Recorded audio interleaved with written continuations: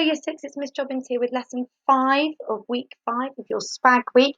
As you know, we've taken these SPAG lessons, and I hope you've been enjoying them, from our 2017 paper that we completed in term 1. Determiners came up as something that we did need to work on as a cohort, so a year group, and so therefore we've created this PowerPoint, and next to it there's the blue PowerPoint as well, which is like a quiz, which we'd like you all to also complete.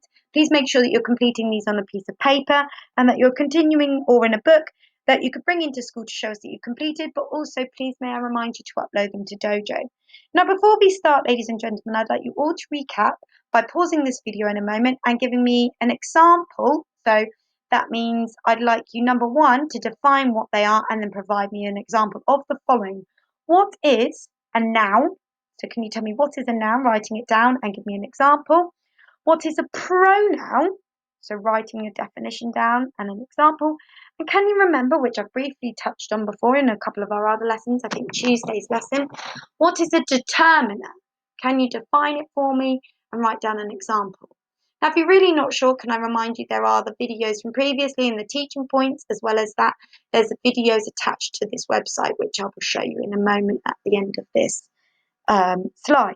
So pause this video, write down what do you think a noun, a pronoun and a determiner is, writing down a definition and an example for all 3. Best of luck.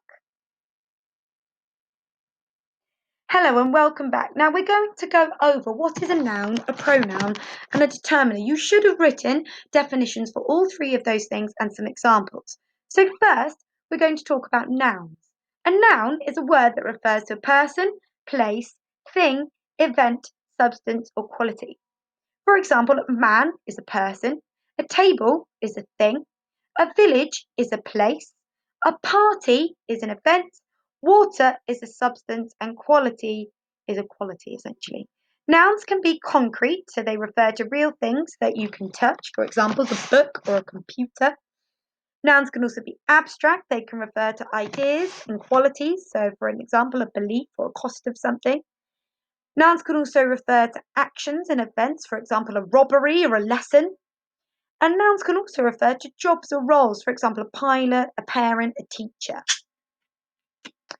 Now, have you got that correct? Make sure that you mark that in a green or purple pen. Pardon me. Pronouns. We know that a pronoun is a word that refers to or replaces a noun. For example, Peter has gone to visit his sister. She lives in Paris.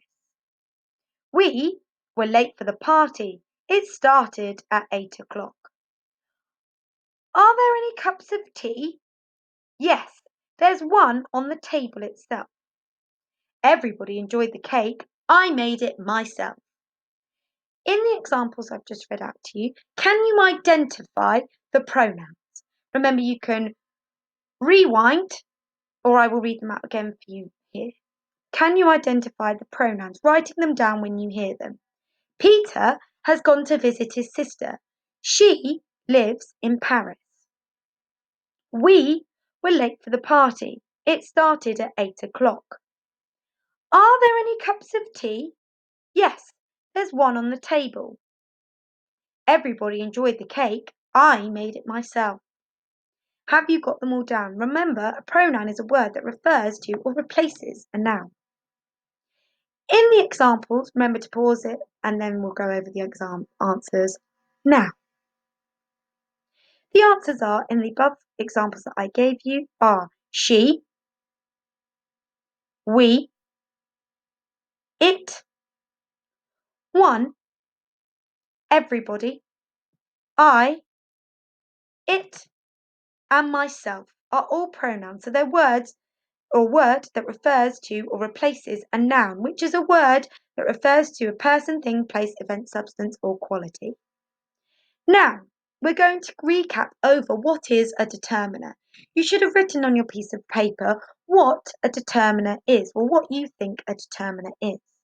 We know, ladies and gentlemen, that a determiner is a word which is used before a noun, so that refers to a person, thing, place, or event, substance, or quality, to show which particular example of the noun you are talking about. For example, my English class starts at 7 o'clock. My being the determiner.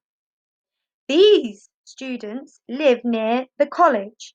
These being the determiner. And the books are quite expensive. The books are quite expensive. The being the determiner. Because my, these, and the are words which are used before a noun to show which particular example of the noun you are talking about. So in today's lesson, we're going to be identifying a determiner. So we know that determiners are words that come before a noun. So for example, queen, we have the, my, or a queen. They introduce the noun and give the reader important information about it.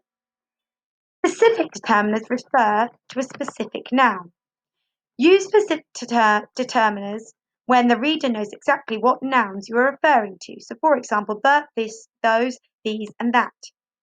The definite article shows an interrogative determiner, which, and definite determiners show her, whose, my, our, his, their, yours, all show possessive determiners. These are the four different types. You've got the definite or definite. We've got the definite determiners. You've got the definite article, the definite determiners. You've got the interrogative determiner or the possessive determiner. You may wish to write these down in your books.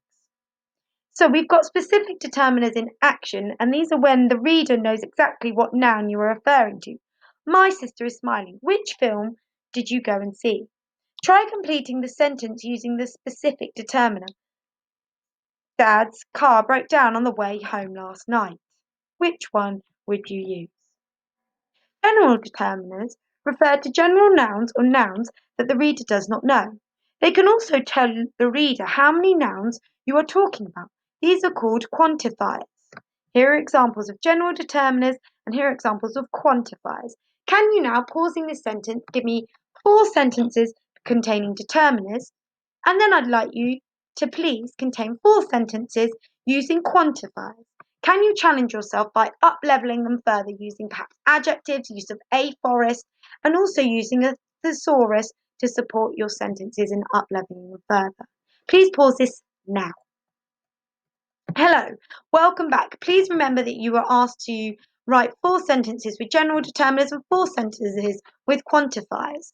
I like to have scaled these using a green or purple pen if you haven't so now, using a thesaurus, your aphorist, or adjectives. We're then going to move on.